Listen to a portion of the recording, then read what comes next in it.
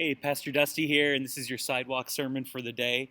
And we are steadily getting ready to move into our new location in Loyalist in the community of Bath, and looking at our new building here behind us. It's really incredible.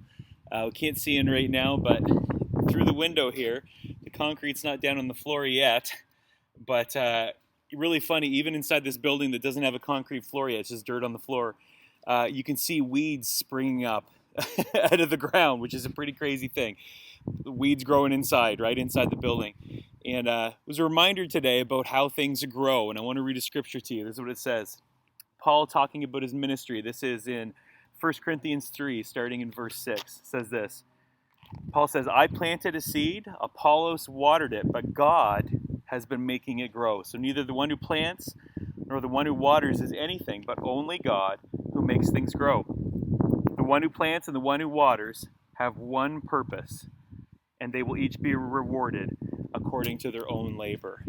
I don't know if you've ever struggled with this before, but sometimes if you have a passion to share your faith or a passion to tell people about Jesus, sometimes it can feel maybe like you're not getting real far with it. You shared the message of Jesus with a family member, with a friend, a stranger, and maybe not much came of it.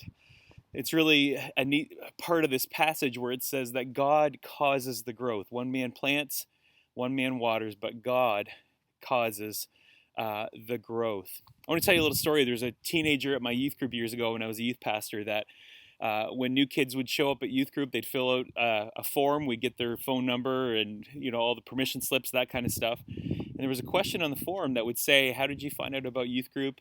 How did you get here? Who invited you? And I remember going through those forms one day and just coming across the same name over and over again. His name was Steve. Nobody had invited more kids to youth group than Steve. Dozens and dozens when he was there.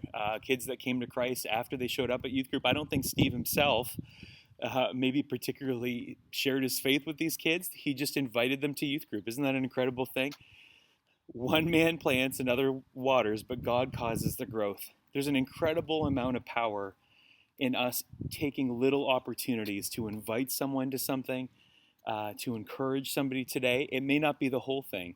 It may not be the entire lay the gospel out before them all at once, but it's a seed that's planted. It's a small step that could turn into something in the future. Someone else may lead that person to the Lord, but maybe you just invited them. We're going to have a great opportunity when we get going here to invite some neighbors and friends to this new meeting place. We're excited to have it for you. We're excited to see where God will take us next. This is your Sidewalk sermon for the day. God bless you. Bye.